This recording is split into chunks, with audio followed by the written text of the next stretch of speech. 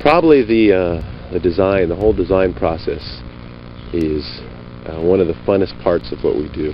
Yeah, Myst was different because right up front from the beginning, we had to sit down and spend a good month or over a month. It was about a month and a half.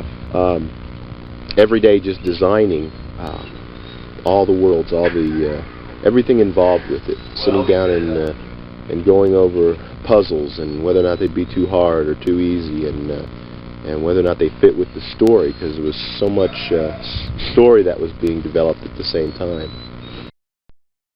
Right. It could kind of open up to the side where the so we'd extend the gameplay by having just the depth, the depth in the amount of places to explore. I mean, just so vast that you just felt like it was going on forever. And so we just go back and forth, and you wouldn't believe some of the stupid ideas that we end up, Robin ends up coming up with. Myst Island. Ha ha ha! This is where we film incredible movies. This is our incredible blue screen. Blue screen. This is a blue screen table. A real high quality production here. That's a dictionary on the table. I think it was $19.95 on sale. Special deal of $19.95. Yeah, we really got a good deal on that. It's regular like $99. Rand and I have always been very much into the detail of things, the richness of things, and so when we did Myst, we wanted it to be a very rich environment and a very detailed environment. And graphically, that meant a lot of work.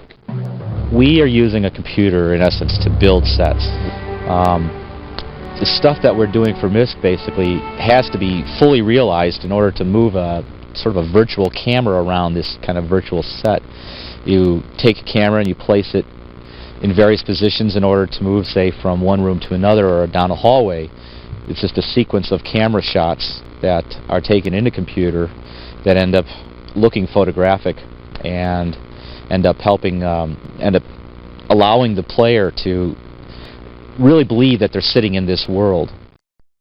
For example, if we're building a room, we tell the computer, okay, a wall goes in this place, and another wall goes here, and the floor goes here, a desk goes over here, and the desk has this wood surface, and it has these little gold handles in the front, and it has a carving in the front of the wood, or inlaid wood at this part. We would build an incredible amount of detail into our models. It was a time-consuming process. It meant that we would include everything up to the tiniest little screw or nail.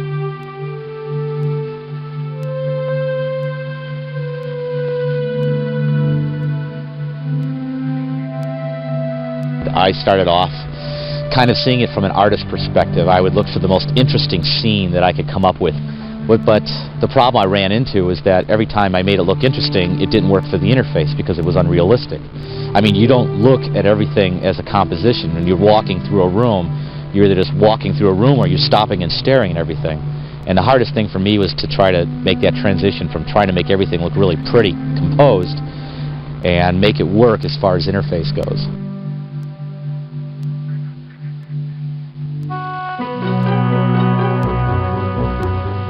When we first started out, we had really no idea how we were going to be able to create these landscapes, especially how we were going to be able to create terrains where we specified what we wanted the terrain to be shaped like.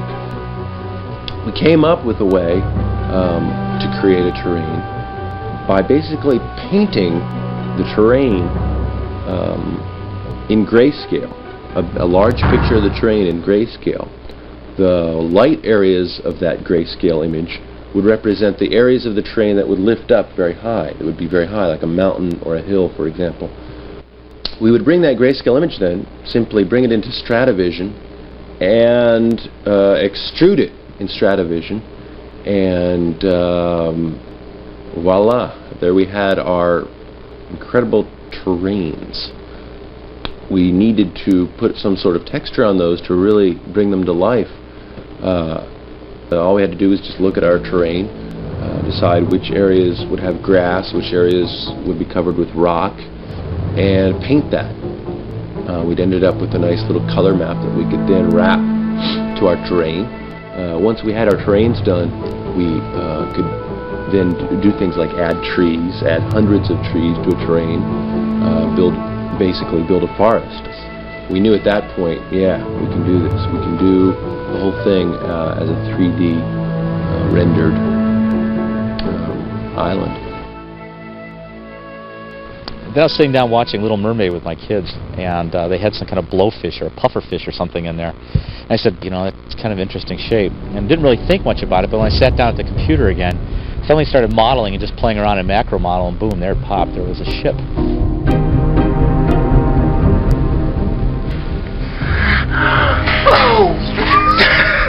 No! The mistake was your belt's a loss, sir.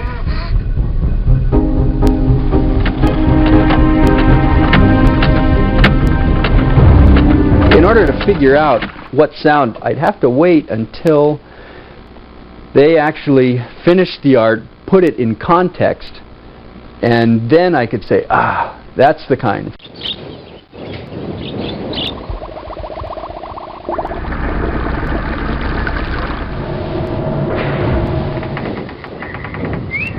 The chime, the clock tower. I knew we needed a chime, a big chime. That's a big clock. So what I ended up doing is just taking my Craftsman 7/8 inch wrench with a lifetime guarantee I just whapped it, and it had such a reverberant sound. Of course, it was too high. I just dropped the sound lower and lower and lower till you had this big, nice bell sound from a wrench.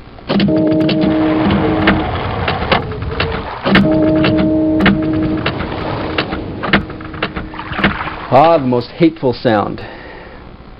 Had to be the bubbles. What you hear are actually bubbles in a toilet.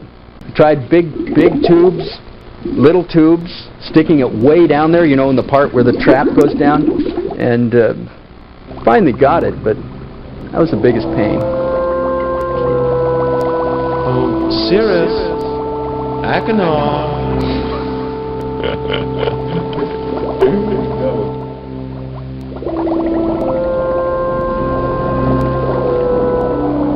We didn't want music interfering with the gameplay, and so we weren't going to put any music in.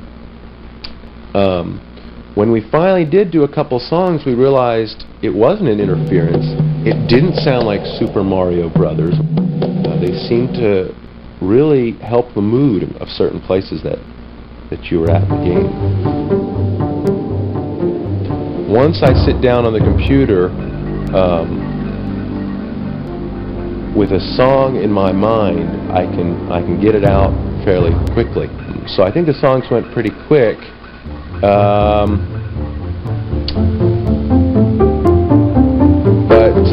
Yeah. What was the question again?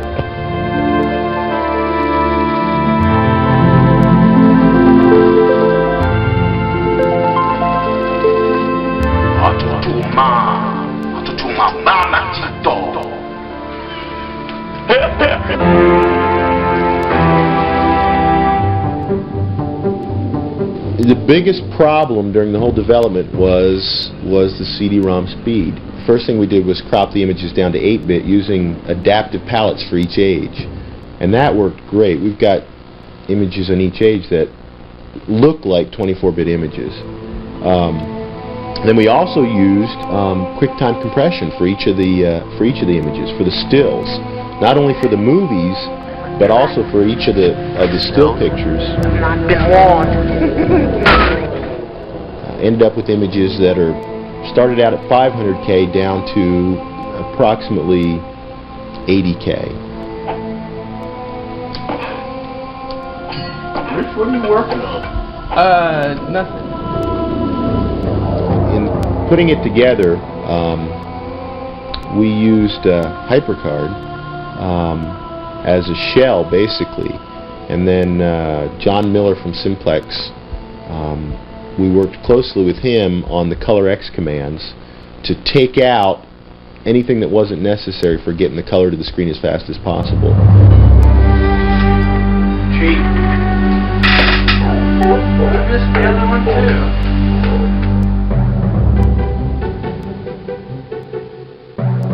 Probably one of the most helpful things we did is we went through some focus group testing. That was an incredible way to get some really amazing input. And and getting to my notes, it's a great idea, a great concept. It's a complete departure from the main line of anything that's out there on the market today. Right there, this is not any game, any paradigm, anything you've ever seen before. You have no preconceived notions because you go into this and it's something totally new. This game is so different, and the concept of living inside this world is what happens if you get sucked in. If you have time to play it, you just keep going and going and going and going. There's nothing like that at all.